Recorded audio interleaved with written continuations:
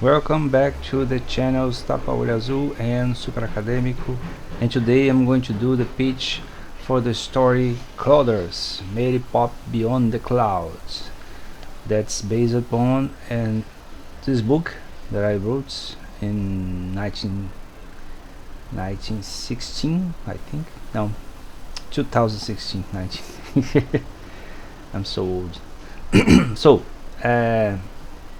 this is a story very, very dear to me of a young lady called Meire, a young woman that she's a student and she has a blog. That's her blogger name, Meire Pop. And Clouders is the name of the young people that go and do their things on the internet. They produce blogs, they produce YouTube channels today, TikToks, all the kind of things that the young people appeal to express themselves. So Meire Pop, she began the as a blogger that writes about movies of her time. In this case, the story begins in 2009, and the first story that she projects herself as a successful blogger is the first movie of the Twilight saga, the Twilight. So she begins to fall for the actors, and right in this moment a new student appears in the school, in her class. That is a boy named Marcos, and he is going to get close to her, and they will start some kind of a dating in their early days and in the early moments. And then a lot of many events, many things happen that distracts her from this relationship, because of the mystery that begins to appear in her blog, and messages, strange messages in her blog, and a couple things that she begins to feel fear that she's maybe is going to be suffer some kind of a bullying, cyber bullying, because of her writings. But in the middle of the story, she begins to have some dreams, some strange dreams that seems to be from the future, messages from the future, and these messages seems to be from herself, only older. And then she starts to feel fear for that, but she get curious and ask help from her boyfriend Marcos. And some point they start to disagree about these dreams, these messages, because the messages in some way are putting her in a path of being some kind of a revolutionary influencer that will change the history, change the world. And Marcos, on the other hand, begins to be against this kind of revolutionary writings, saying that if she doesn't be careful, she'll change the world in a bad way, in the worst way possible, creating a conflict between generations and so on. Later on, she kind of change boyfriends in a way that the audience doesn't see how happens until the story is retold by her point of view. And what happens is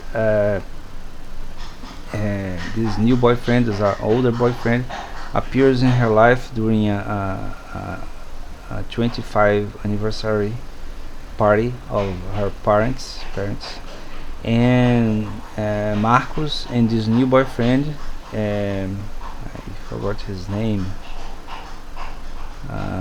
Sorry, I forgot his name now, but doesn't matter.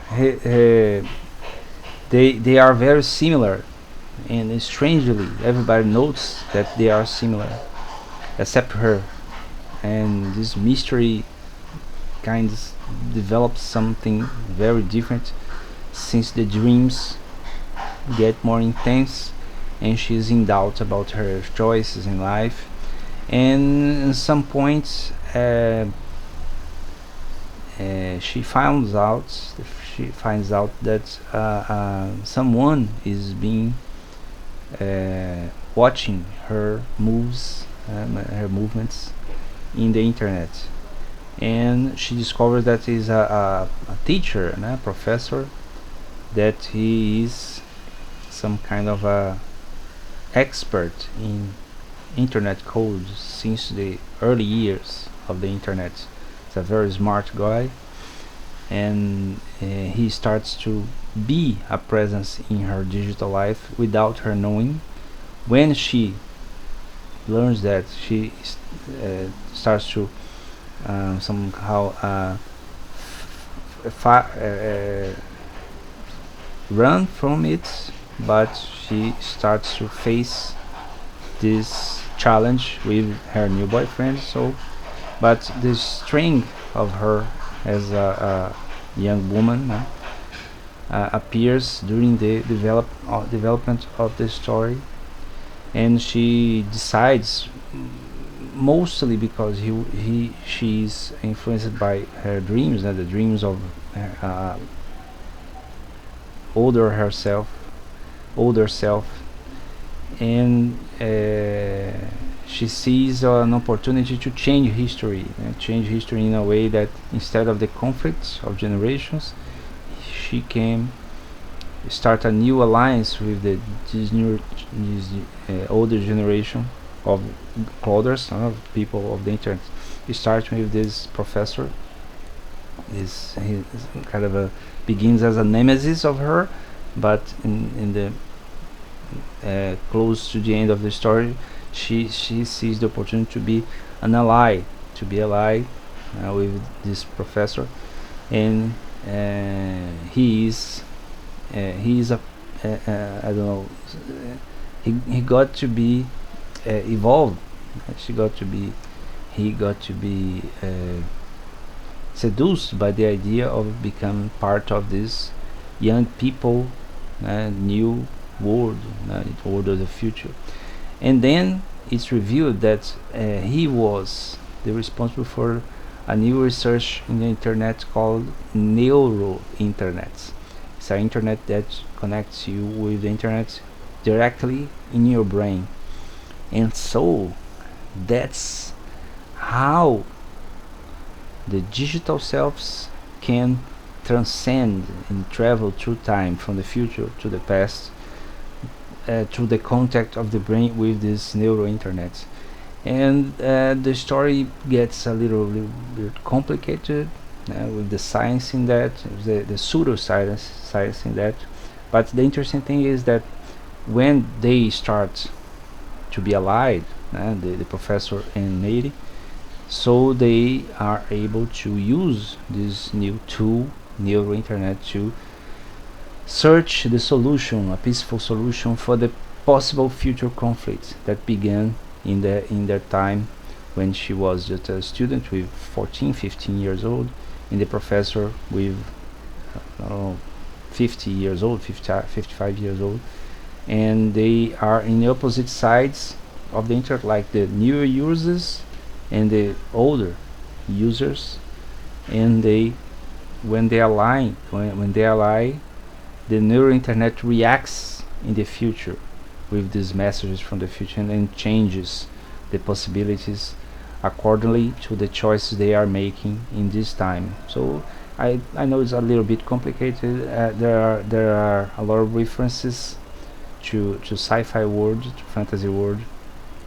I thought this story, when it was very common, these young adults stories of sci-fi future, like Hunger Games or Divergence, and I quote these movies in the story, since herself Mary is a fan of this kind of movies of fantasy, and I quote the superhero movies. They're beginning to rise as a trend, and also the use of social media in several ways. There are more intense today, but began already to develop this kind of a uh, uh, changes in people's lives, in people's behavior, because of their presence in the internet. I also wrote the story thinking about Mark Hamill as the professor and as the teacher. I thought of him being the teacher. I don't know if he's too old for that now, but I thought of that. I thought some figure that that shows respect in some way and is a reference in the fantasy and sci-fi world, as he is always will be Luke Skywalker.